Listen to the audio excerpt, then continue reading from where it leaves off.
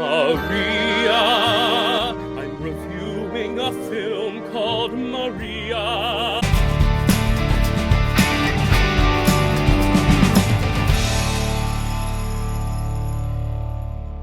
Hey everyone, welcome to the Dyl Pickle Movie Network. I am Dylan Randazzo, and welcome to my continued New York Film Festival 62 coverage. If you missed my reviews on Anora and Nickel Boys and Rumors, I've already posted those reviews for you all to enjoy and to see and to listen to. And this is my next film from the festival that I covered, and that is Maria, the newest Pablo Larrain film. This is the third of his kind of tortured women in history biopics trilogy, following Jackie, and then, of course, Spencer. Two films that I really like. I love Jackie especially for just the unique aesthetics and fresh kind of approach to a biopic. At the time, I hadn't seen that. And then Spencer I really love because it kind of almost feels like a horror movie. And the thing that is constant amongst all three of these films should be no surprise, and that is the lead acting performances. Obviously, Jackie with Natalie Portman, thought it was one of her best performances of her career. Probably should have gotten the Oscar for that one. Sorry, Emma Stone.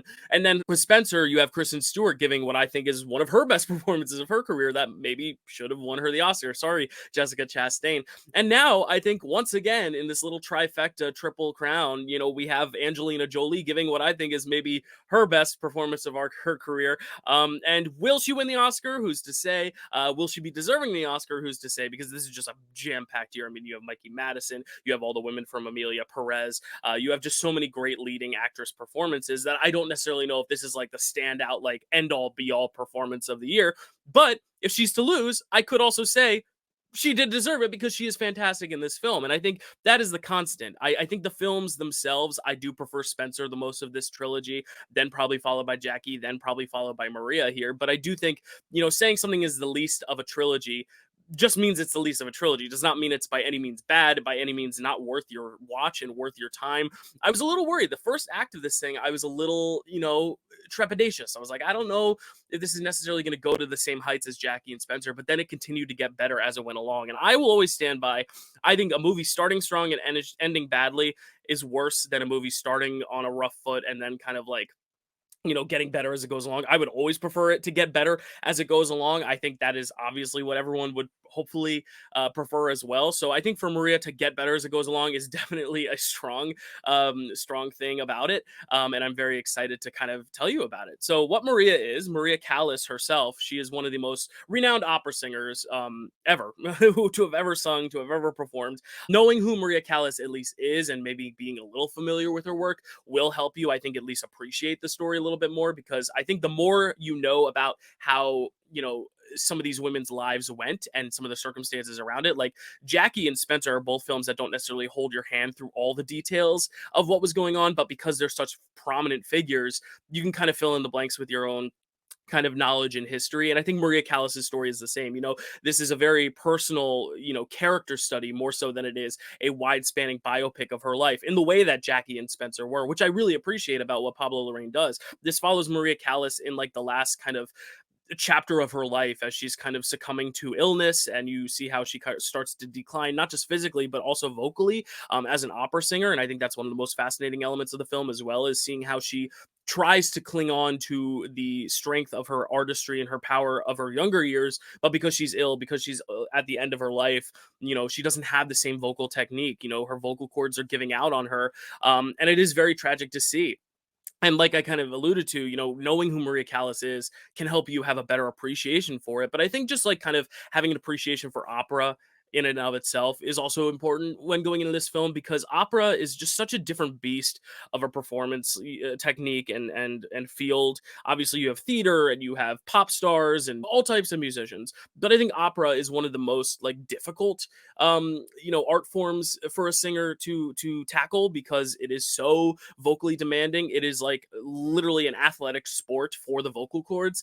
And I think as someone who kind of grew up trained on opera, I trained a lot in opera because it helps with theater and with, rock and roll and pop singing. I mean, Steve Perry from Journey was a traditionally trained opera singer for a good reason, because he needed to hit those big high notes. And it's why you get singers like Queen, like Freddie Mercury, kind of like hitting those operatic heights as well. Like opera is a really great bass technique for any singer. It is the most proper technique in singing and also resonating and projecting. because a lot of houses are not, equipped enough to get the best sound. Sometimes you have to rely on your own power of your voice and your resonance. Anyway, this is not a lecture on why opera is beneficial for technique for singers and trainers or whatever, but I think for me, because I had this kind of back knowledge of opera and just the opera world and the strenuous, kind of um difficulty it takes on your voice, I definitely appreciated this a lot more, because it is tragic to see this woman kind of struggle and fight the fact that her vocal cords are basically giving out on her. And I think it's something that, if you have that deeper understanding, it can help you a lot more. And I think just deeper love for opera will help you enjoy a lot of the opera sequences. I know a lot of people are like very anti-opera, they get bored by it. There's no story, I can't hear what they're saying, I can't understand what they're saying. And I get that. And I think for those people, this film might be a little difficult, because there are so many sequences that are just Maria Callas performing, sometimes in her glory days, like her big, bold, amazing performances, and then some performances where she's trying to fight this like kind of deterioration of her vocal cords, and you start to see how she kind of has these moments where she's struggling to sing, but she's still trying to pour all her heart and soul and emotion into it. And this is what brings me back to Angelina Jolie's performance and why it's so good, because she herself is trying to emote so much and put so much into the vocal power of this thing. And I was a little worried that I was going to find out after the fact that Angelina Jolie didn't sing and that she was lip syncing and all, but even if she had been lip syncing, her emotions still sell it so well, because opera is an emotional art form. You don't need to know what they're saying. And I think Pablo Larrain said this best. He didn't like reading the subtitles when he would go to see operas. What he wanted to do was see the emotions and feel the emotions. He didn't care what they were saying. It was how they were saying it. And I think he brings that into this film as well, because all of the opera sequences, it's not about the words. It's not about the actual sound of the voice. It's about the emotion behind the singer.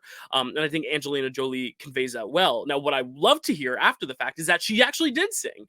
And I was so impressed by it, because obviously 100% of it was not Jolie. They mixed her voice with Maria Callas's, because Pablo Larrain even said in the Q&A, he's like, why would you do a movie about the best opera singer who ever lived and not use her actual opera singing? Like, it almost would be a disservice. So what they did is they took her voice and Angelina Jolie's voice and kind of created a mix. And sometimes he said it was 90% Callas, 10% Jolie. Sometimes it was 50-50. Sometimes it was a majority Jolie and only a little bit of Callas. Sometimes, depending on the circumstances, depending on the way it was filmed, where the camera was or the microphone was in relation to the singing, in the spaces they performed in, in the resonance, they kind of mixed and matched, which I think was really, really cool, because throughout it feels like one continuous voice. And I think it sounds great. I think the opera singing is so great. And Pablo Larrain even said, like, it's very difficult to convey opera. There's a reason why opera singers aren't covered a lot in film, is because it's hard to find a actress who can, or actor who can, portray the actual authentic singing without having to can all the vocals and have all of the vocals be kind of lip synced, and then losing that kind of reality. I don't know if lip synced is the correct word, but that was my past tense version. And it's also very difficult to just kind of capture the resonance, being able to fill the space and find these big cavernous halls and theaters where you can have that sound bellowing and make it feel so authentic, like you're actually in the space. And I think Pablo Larrain succeeds in both those elements. He has Angelina Jolie, who is giving 110% in the singing of it, even if it's not all 100% her voice, it's mixed with Maria Callas's. She's still giving 110%, especially from the emotion. And you have these gorgeous spaces that Pablo Larrain is able to fill here, where all of it just feels so ethereal and so huge and so massive. And I'm really, really kind of honing in on the opera elements itself, because I think that is where this film is at its strongest, when it is kind of recreating those operatic sequences, when Maria Callas is trying to sing, even though her vocal cords are giving out, and she gives it her all. There's a scene toward the end of the film where she's just in her apartment, just singing and letting loose. And it is the most just viscerally powerful thing I saw from any performance in the festival. And I think it's not just due to Angelina Jolie's singing and Pablo Larrain's direction, but it's also due to the sound work. And I really have to commend all the sound designers who made the sounds feel so authentic and so rich and so real. There is a reason why opera is not normally a focus in film, because it's very hard to execute. And I think they execute it very well. Same as the instruments. I mean, there's a whole sequence where the instruments are playing outside and it begins raining. And obviously you can't use real instruments, because if rain gets on real instruments, it's going to ruin the instruments. So the production designer literally had to create hundreds of instruments that aren't real instruments, just so they can be waterproof and rained on, literally creating brand new instruments just for the sake of being rainproof and waterproof, which is just so mind blowing to me. It's one of those things where when you're watching the film, you don't think about all these elements. You're more focused on the story and the actual events of the biopic. And I think that is why leaving this, I was like, this is probably my least favorite of that trilogy. But the more you kind of like listen to the filmmakers talk about the way they created the things they created and realizing how difficult it all is to do, it makes you appreciate the film so much more. And this is kind of my overall broader kind of lens on film festivals in general and why I think film festivals are so beneficial. Even if you are not able to attend a festival, all the Q&As are online. I would really recommend listening to those Q&As because I think they really fill in a lot of the gaps that you don't even realize are gaps until you listen to them talk about it. Just hearing how they were able to capture the sound with Angelina Jolie and Maria Callas's voice and that hybrid and that mix, and how they were able to create all the spaces and recreate the most iconic opera performances. Like, it's very difficult. And we see it with so many music biopics over and over again where they just kind of like take the cheap road out. You know, they kind of either use the previous vocals and don't worry about having the new singers or the new actors sing any of the stuff. The settings are shot on studios and there's a lot of green screen to try to just recreate the effect. But it really feels like Pablo Larrain wants to create as much authenticity as he can, which is a really cool balance to something like Spencer, which I felt like went really abstract and went kind of out there and had a little bit more creative freedom. Here, I think Pablo Larrain is trying to find the creative freedom in the actual emotion of the story and the way the story is being told and edited, but trying to keep the details of the actual objective truths as honest as he can. And I think that's why this is honestly a film that, because I saw this 2 weeks ago, a film that has grown on me, that I actually have been thinking about more and more so than maybe half the other films I saw at the festival. Like, I've really been thinking about this one, like, wow, this was a really great achievement in filmmaking. And whether or not you're entertained versus whether or not you can appreciate the craft is two different things. But I do think appreciating the craft is the more important thing at the end of the day than being entertained. Because if something's entertaining, great, but if it's sloppily made, it's like, all right. But if something is really, really well crafted, even if it's not the most entertaining thing, I'd rather take that 9 out of 10 times, because I think for the art form in general and just kind of showing that this art form is still alive and fresh and just continually growing and expanding and finding new ways to innovate. I mean, that is what is so exciting to me as a film fan. So Maria is not a film that I was necessarily as entertained by as I was just kind of mesmerized by all the crafts of it all. But I do think there are going to be people, especially if you're really tapped into the opera scene, that are really going to enjoy this film because it is about a really iconic figure, and just seeing the depths of the emotions that this character or this actress goes through as well. Angelina Jolie kind of performing some of the most heartbreaking stuff, scenes of her career. It's really moving to see. It's very moving.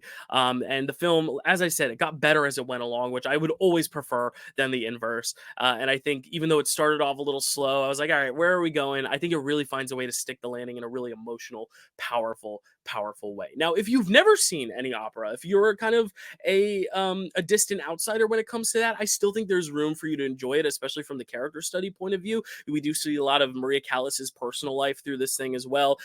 You actually see her interact with John F. Kennedy, which is very interesting. It kind of creates this like kind of connected universe between his three films, because his first film of this trilogy was Jackie. So there's almost kind of that like, is Natalie Portman going to show up type feeling, which I knew probably wasn't going to happen. But I was just like, wait, are we really going to connect these stories here? But I think the stories can connect even without having direct involvement with one another from events, but just in the themes that Pablo Larrain is trying to bring forth. I mean, he's trying to show these really tortured, really sad stories about these prominent women in history that when we look at them, we're like, oh yeah, Jackie Kennedy, JFK's wife, or oh yeah, Princess Diana, she was so beautiful, she was so lovely. And then, oh, Maria Callas, she's the greatest of the greats. But then we don't think about all the underlying tragedy and horrors that they experience in their real life. And I think Spencer goes the most into the horror realm of it all, but I think Jackie, Spencer, and Maria now all really have this common through line of showing the realness behind the artifice. And I think that is what is so beautiful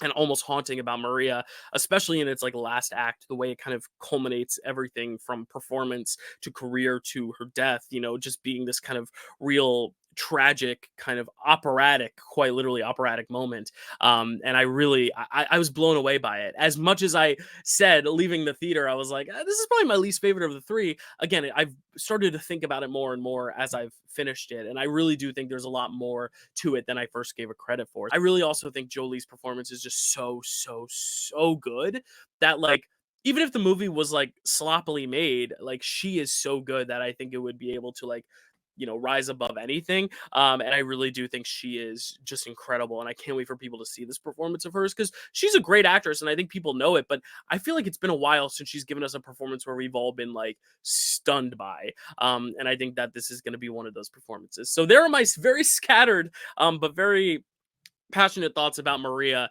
the story of Maria Callas, directed by Pablo Larrain. I'm very excited to see Pablo Larrain, whatever he does next. He always just brings such a unique perspective to a very conventional genre, but does it in such an innovative way. So it doesn't feel like any other biopic you've ever seen. Same as Jackie, same as Spencer, and I think same is true here. So thank you for watching this review. If you've seen Maria at New York Film Festival or at TIFF or anywhere else, let me know in the comments below what you thought of it. And if you are excited for more reviews, comment, subscribe, keep leaving likes, because the quicker you do that, the quicker I can get these reviews out, just because of time. And I do appreciate everyone for watching this review and watching all my past and present and future reviews here on the channel as I cover the end here of New York Film Fest 62. Thanks for watching, guys.